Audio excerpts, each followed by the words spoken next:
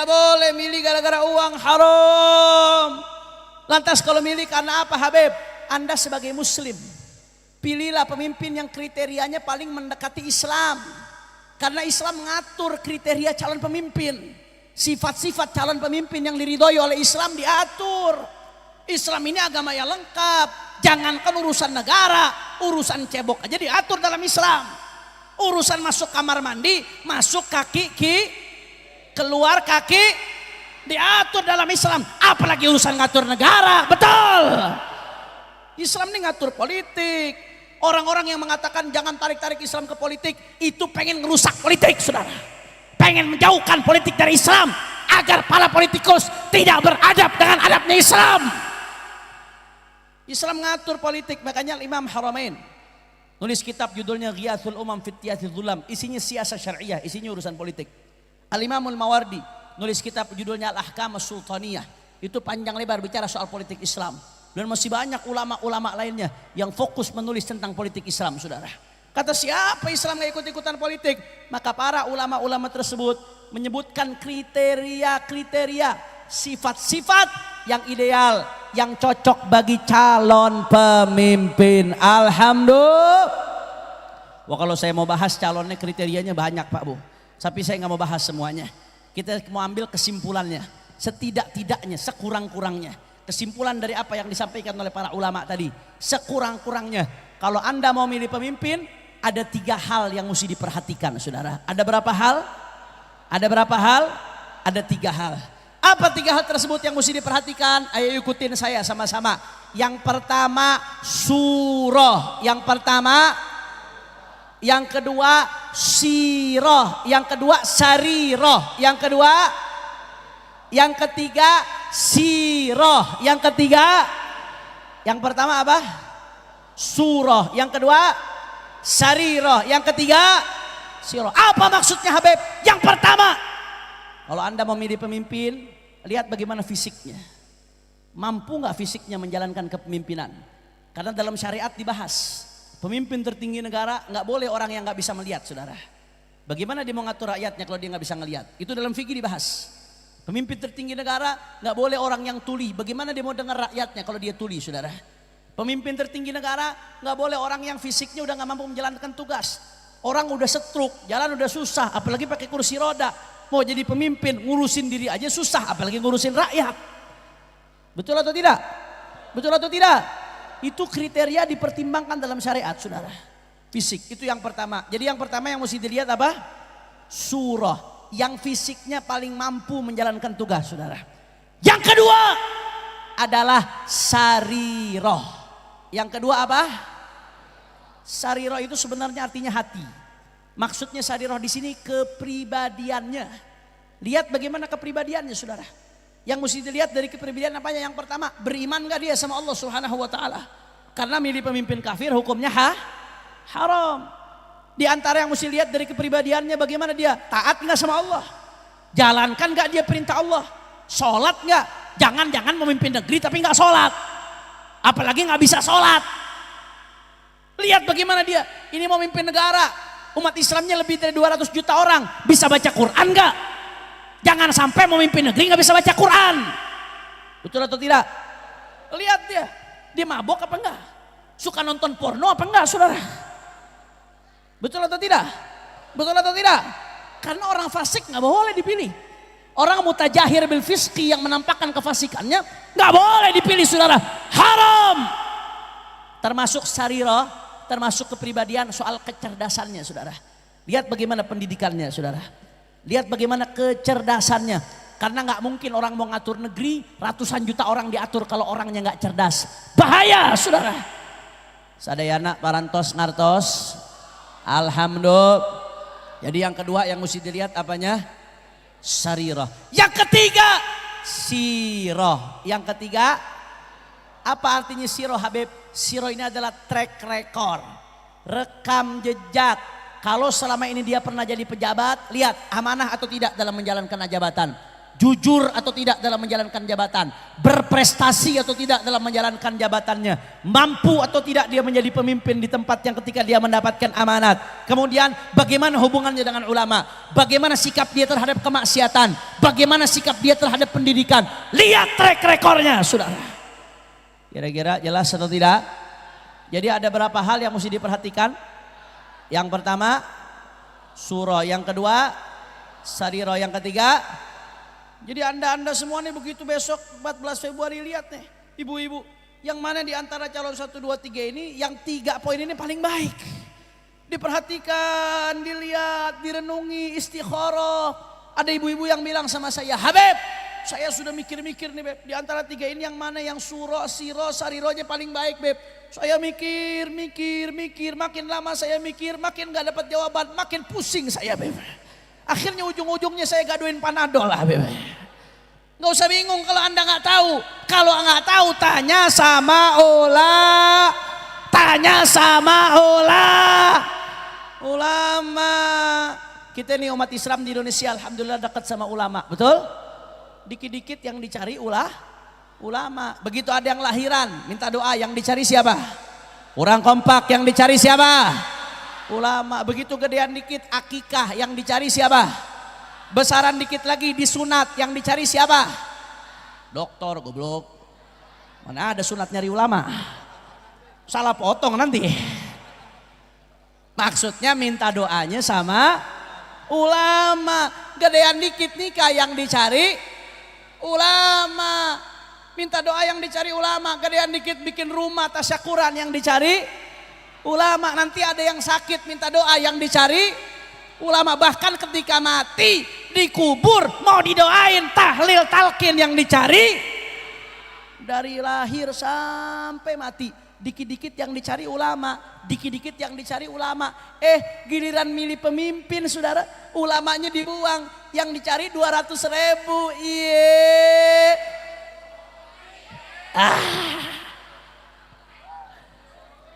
Kacau tidak? Kacau tidak? Kalau tidak tahu tanya olah. Jelas? Makanya kemarin imam besar Sayyidil Walid Al-Habib Muhammad Rizik bin Hussein bin Syihab, mudah-mudahan beliau dimenangkan perjuangannya. Mudah-mudahan beliau bisa hadir lagi di tempat ini insyaallah. Amin ya rabbal. Karena beliau pertama kali ke Kuningan, beliau cerita sama saya tempat ini yang diinjak saudara. Alhamdulillah. Makanya Ki Oyo bilang sama saya, Habib Hanif pokoknya saya kontrak sampai mati tiap tahun harus hadir katanya saudara. Masya Allah tabarakallah. Mudah-mudahan beliau panjang umur sehat walafiat. Imam besar Habib Rizik begitu masuk bulan Oktober, beliau mengatakan ini kita sebentar lagi masuk 2024. Kita masuk tahun politik kata beliau. Maka di sini ulama harus berkumpul. Kita nggak boleh milih karena atas dasar hawa nafsu. Ini soal pemimpin menentukan nasib bangsa ke depan. Nggak boleh kita memilih atas dasar kebencian saudara, nggak boleh. Nasib bangsa terlalu besar kalau harus digadaikan karena kebencian saudara. Maka kalau milih pemimpin harus yang betul-betul tepat.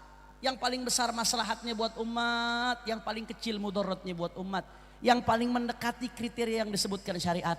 Maka kata beliau, kalau ulama ijtihad sendiri-sendiri, maka kemungkinan salahnya besar kalau ijtihad sendiri-sendiri saudara. Tapi kalau musyawarah ulama berkumpul, mana dima manistasyar, nggak akan nyesel orang yang Beliau bilang adakan istimewa ulama, diadakanlah istimewa ulama pada tanggal 18 November 2023. Istimewa ulama dan tokoh nasional mulai jam 8 pagi sampai jam 9 malam saudara. Apa yang dibahas di istimewa ulama tersebut? Yang dibahas ini bagaimana siapa yang akan kita dukung ke depan. Yang dibahas itu saudara. Di antara calon nomor 1, nomor 2, nomor 3 dibahas sama ulama. Mana yang paling mendekati kriteria yang disebutkan oleh syariat. Karena kalau mau nyari yang sempurna susah atau tidak? Susah. Maka mana yang paling mendekati kriteria yang mendekati yang disebutkan oleh syariat. Karena kalau mau full seperti kriteria syariat, salah satu syaratnya harus mujtahid. Harus ahli hukum syariat. Susah kita saudara. Paling enggak yang paling mendekati. Paling tidak yang mana yang mudaratnya paling kecil kalau dia naik. Maslahatnya paling besar buat umat kalau dia naik. Yang mana yang sifat positifnya paling banyak. Yang sifat-sifat negatifnya lebih sedikit. Karena semua calon manapun pasti punya sisi positif. Betul atau tidak? Kita nggak bisa nafikan. Dan calon manapun pasti punya sisi negatif. Betul atau tidak? Ulama tugasnya mikir. Ini umat butuh petunjuk. Jangan sampai umat salah pilih. Mana yang positifnya paling banyak, negatifnya paling dikit. Dan gak sampai di situ, saudara. Kata ulama, ini kita dukung-mendukung bukan karena uang. Bahkan kita ketika mendukung mengeluarkan uang, saudara. Kita dukung-mendukung bukan karena pengen nyari kursi, tapi karena kemaslahatan umat. Maka kita harus bikin janji politik dengan orang yang akan kita dukung. Itu yang disebut dengan istilah fakta integritas. Janji politik, kontrak politik. Kalau nanti orang yang akan didukung mau kita dukung, silahkan tanda tangani. Ada 13 poin, saudara. Apa 13 poin tersebut? 13 poin diantaranya, nomor 1 saya sebutkan diantaranya, nomor 1 harus betul-betul menjaga NKRI dan Pancasila. Bagus atau tidak? Nomor 2 diantaranya harus betul-betul menegakkan TAP MPRS tentang pelarangan komunisme, sehingga dia harus mencegah jangan sampai PKI bangkit kembali. Bagus atau tidak? Yang nomor 3 harus betul-betul menegakkan revolusi akhlak, sehingga tidak boleh di negeri ini ada nilai-nilai yang bertentangan dengan ketuhanan yang Maha Esa. Saya kasih contoh nih, contoh nilai-nilai ketuhanan yang bertentangan dengan ketuhanan Maha Esa, LGBT. Contoh nilai bertentangan dengan ketuhanan Maha Esa, perjudian, prostitusi, dan lain sebagainya. Saya mau tanya, program seperti ini bagus atau tidak? Kita minta juga supaya ada keadilan sosial bagi rakyat Indonesia. Jangan sampai di negeri kita yang kaya makin kaya, yang miskin makin. Kita minta supaya nggak boleh lagi ada penistaan agama di Indonesia. Agama apapun tidak boleh dinista. Kalau ada agama dinista, wajib ditangkap pelakunya. Bagus atau tidak? Kita minta juga supaya jangan ada lagi kriminalisasi. Hukum harus ditegakkan dengan adil. Bagus atau tidak? Bagus atau tidak? Masya Allah. Saudara, ibadallah, saudara, begitu ulama musyawarah dari jam 8 pagi Pak Bu sampai jam 9 malam, ulama dari Sabang sampai Merauke, hampir 1.000 orang jumlahnya, saudara. Dari Sabang sampai Merauke kumpul di Adikro Sentul di Bogor. Akhirnya di malam hari mereka sepakat, setelah adu argumen, musyawarah, adu pandangan, mereka sepakat di antara 3 calon nomor 1, 2, 3 yang paling mendekati kriteria, yang paling besar maslahat dan kecil mudaratnya buat umat adalah calon nomor 1. Alhamdulillah. Tapi nggak sampai di situ, saudara. Ulama kita minta kepada calon yang akan kita dukung, tanda tangan dulu ini program. Karena kami nggak ada urusan. Kalau Anda nggak mau tanda tangan, aing mah sabodo teuing. Nggak ada urusan. Akhirnya apa yang terjadi? Alhamdulillah, Pak Anies Baswedan dan Pak Muhaimin Iskandar menandatangani janji politik tersebut. Beliau komitmen untuk menjalankan. Bahkan beliau menambahkan di dalam debat politiknya, apa kata beliau? Akan mengusut tuntas kasus KM50, saudara. Takbir. Nggak sampai di situ, bahkan dia katakan yang namanya LGBT tidak akan pernah dilegalkan di Indonesia. Bagus atau tidak? Bahkan Caimin dalam salah satu wawancaranya mengatakan akan berantas judi online di Indonesia. Bagus atau tidak? Bagus atau tidak? Dan masih program-program lain sebagainya. Maka dengan demikian Ijtima Ulama di bawah komando Imam Besar Al Habib Muhammad Rizik Syihab, dengan demikian Ijtima Ulama resmi mendukung Anies Baswedan Muhaimin Iskandar untuk jadi presiden 2024, saudara. Allahu Akbar, Allahu Akbar, Allahu Akbar. Makanya saya mau tanya, jawab yang kompak. Orang Kuningan siap menangkan hasil Ijtima Ulama? Orang Keras siap menangkan hasil Ijtima Ulama? Orang kompak siap perjuangkan hasil Ijtima Ulama? Siap untuk jadi relawan hasil Ijtima Ulama? Siap sebarkan hasil Ijtima Ulama? Coba saya mau tanya, orang Kuningan jawab yang kompak. Besok berarti 14 Februari kalau nyoblos memimpin nomor berapa? Yang ikut hasil Ijtima Ulama angkat tangan, telunjuknya angkat semua. Semuanya. Coba yang di sini ibu-ibu. Yang ikut hasil Ijtima Ulama angkat tangannya. Allahu Akbar. Allahu Akbar. Allahu Akbar. Habib kok kampanye sabodo teuing. Saya Pak Bu, saya kalau mau hidup enak, saya hidup enak. Saya dosen, Saya ngajar pengajian bulanan 19 titik, saudara. Saya ceramah di mana-mana setiap hari. Kalau saya mau santai, mau enak, saya nggak perlu bahas-bahas begini, saudara. Lebih enak hidup saya tenang, nggak diganggu-ganggu. Saya ngomong begini ini resiko, saudara. Kesana kesini, saya nggak dibayar sama Anies, sama Timnas. Saya memperjuangkan seperti ini, walaupun beresiko, karena kita menginginkan perubahan. Yang namanya perubahan harus diperjuangkan, apapun resikonya, saudara. Takbir, takbir, takbir. Makanya saya mau baca pantun. Orang-orang Kuningan mau dengar pantun atau tidak? Orang kompak mau nggak? Jawabnya bagaimana? Lemes pisan. Jawabnya bagaimana? Cakap. Bagaimana jawabnya? Orang kompak.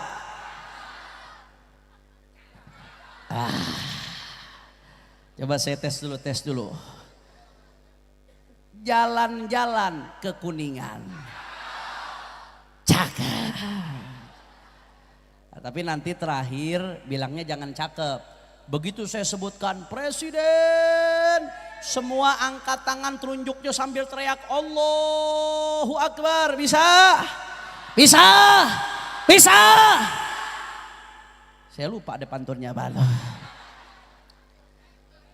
Main bola di Kebayoran Lama. Orang kompak main bola di Kebayoran Lama. Jangan lupa ikut turnamen. Kami patuh Ijtima Ulama 2024 Anies presiden. Allahu Akbar. Allahu Akbar. Allahu Akbar. Siap menangkan hasil Ijtima Ulama. Siap perjuangkan hasil Ijtima Ulama. Takbir. Maka saya pengen pesan Ijtima Ulama ini tidak berhenti sampai di sini, saudara. Apalagi ini Kuningan tempat kelahirannya Pak Anies Baswedan. Betul atau tidak? Bangga betul kalau orang Kuningan sampai jadi presiden, saudara. Alhamdulillah. Pokoknya awas ya kalau Kuningan Anies nggak menang 90%, gue sentil. Orang Kuningan Anies nggak menang, sorry Masya Allah. Siap menangkan hasil Ijtima Ulama? Saya pengen pesan perubahan ini nggak berhenti sampai di sini, saudara. Ini yang hadir 10.000 orang lebih saya lihat, saudara. Bahkan mungkin 15.000 orang sampai ujung sana jamaah, saudara. Alhamdulillah. Alhamdulillah. Ini kalau 15.000 orang, 20.000 orang yang hadir, kalau berhenti sampai di sini hanya berhenti di 20.000 orang. Tapi yang hadir di sini ada orang Kuningan, ada orang Cirebon, ada orang Majalengka. Kalau masing-masing setiap satu orang masih ada sisa waktu 24 hari. Setiap satu orang mengajak 100 orang. Bahkan mengajak 1.000 orang. Dikirim ke grup-grup WhatsApp yang ada di keluarganya, di tetangganya, di teman alumninya. Dikirim kepada semuanya, saudara. Maka perubahan akan betul-betul terasa, saudara. Insya kita bukan mengandalkan kekuatan uang. Kita bukan mengandalkan kekuatan oligarki. Kita tidak mengandalkan kekuatan kekuasaan. Yang kita andalkan kekuatan persaudaraan dari Allah untuk perubahan, saudara. Betul. Betul. Takbir. Takbir. Sallu ala Nabi. Makanya saudara, tapi jangan lupa tetap jaga ketertiban, tetap jaga kedamaian. Jangan saling jangan saling caci maki, jangan saling merendah, jangan terpecah belah, jangan memprovokasi. Jaga akhlak, jaga jaga jangan saling menghina, sudah. Tetap jaga persatuan dan kesatuan. Setuju? Tapi sambil kita jaga waspada, jangan sampai ada kecurangan. Betul? Betul? Makanya saudara, saya mau ingatkan, jangan pakai ribut. Ibu-ibu nih, Bu. Bu. Jangan pakai ribut, Bu. Kalau beda pilihan biasa, Bu. Ibu jangan ribut kalau beda pilihan ya, Bu ya. Ibu sama suami beda pilihan, misalkan ibu milih Anies Baswedan, suaminya milih Muhaimin Iskandar, jangan berantem, Bu. Betul atau tidak, Bu? Betul atau tidak? Tetap jaga kedamaian. Insya Maka saya mau tanya tadi kata Imam Al-Haddad, kalau mau negeri kita baik harus banyak berapa kelompok? Memperbanyak berapa kelompok? Semuanya supaya ilmunya ngelekat pulang dari sini bawa ilmu. Yang pertama, ahli ibadah yang istiqah. Yang kedua, ulama yang menegakkan amar ma'ruf nahi munkar. Yang ketiga, orang kaya yang Yang keempat, harus ada pemimpin yang insya takbir. Mudah-mudahan 4 golongan ini makin banyak di negeri kita insya Allah. Amin ya rabbal.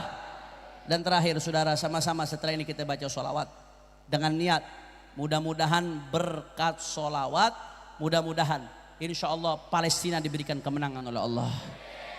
Begitu pula Yaman. Yaman sekarang diserang sama Amerika dan Inggris. Gara-gara apa? Gara-gara Yaman ikut bantu nyerang Israel, saudara. Yaman berusaha ngirim rudal ke Israel.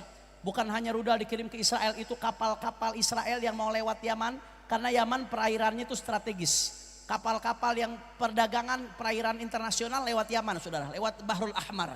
Itu sama Yaman kapal-kapal Israel diambil, saudara. Kapal-kapal Israel disita, ditawan. Bahkan sebagian yang tetap bandel ditembak oleh Yaman kapal-kapal Israel, saudara. Alhamdulillah, pusing Israel, pusing Amerika. Amerika ngelihat di Gaza 30.000 manusia tak bersalah mati, mereka nggak kepanasan. Tapi giliran kapal Israel, beberapa kapal saja dihantam sama Yaman, langsung kepanasan Amerika, langsung nyerang Yaman bersama Inggris, saudara. Masya Allah, makanya kita doain mudah-mudahan Yaman dan Palestina diberikan kemenangan oleh Allah. Israel dan kloni-kloninya mudah-mudahan dihancurkan oleh Allah. Dihancurkan oleh Allah. Dihancurkan oleh Allah. Dihancurkan oleh Allah. Amin ya Rabbal. Amin ya Rabbal. Ayo saya mau ajak sebelum kita baca sholawat, kita baca surat Alam-Taroh. Nanti ketika tarmihim diulangi 7 kali, saudara. Tarmihim, tarmihim, tarmihim, sambil kita niatkan untuk bela Palestina supaya Israel dihancurkan dan Amerika dan sekutunya, saudara. Ayo sama-sama. Bismillahirrahmanirrahim. Alam tara kaifa fa'ala rabbuka bi ashabil fil. Alam kaidahum fi tadlil wa arsala alaihim tayran bil tarmihim tarmihim tarmihim tarmihim tarmihim tarmihim bihijaratim sijil faj'alahum ka'asfim. Sadaqallahul azim. Sama-sama kita baca sholawat. Kita niatkan juga mudah-mudahan berkat sholawat yang punya hajat Allah kabul hajatnya. Allah sehatkan badannya. Semua yang hadir dilapangkan rezekinya, diharmoniskan rumah tangganya, diselesaikan masalahnya, dibahagiakan hatinya, dan mudah-mudahan guru orang sadayana pangersa Kiai Oyo Allah berikan panjang umur, sehat walafiat. Allah jadikan dzurriat beliau dzurriat thayyibah mubarakah. Amin ya rabbal. Ayo sama-sama semuanya baca sholawat, semuanya sambil semuanya salatullah ala taha rasulillah, salatullah ala yasin. Kurang kompak, salatullah semua, salatullah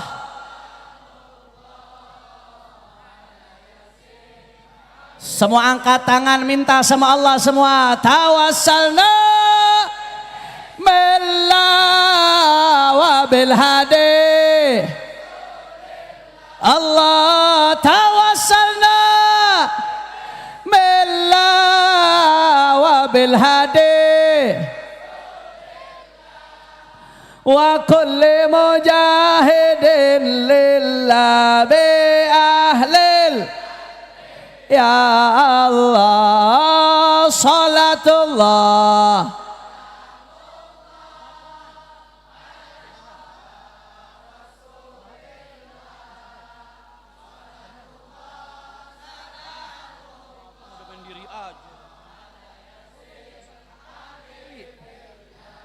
Allahumma barik lana fi Rajaba. Amin amin Allahumma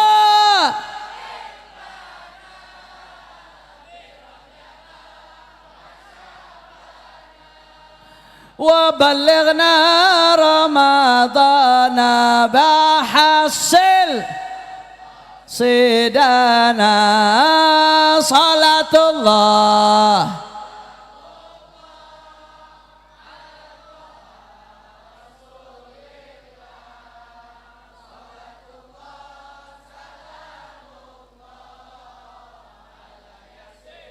Habibillah Allahumma salli ala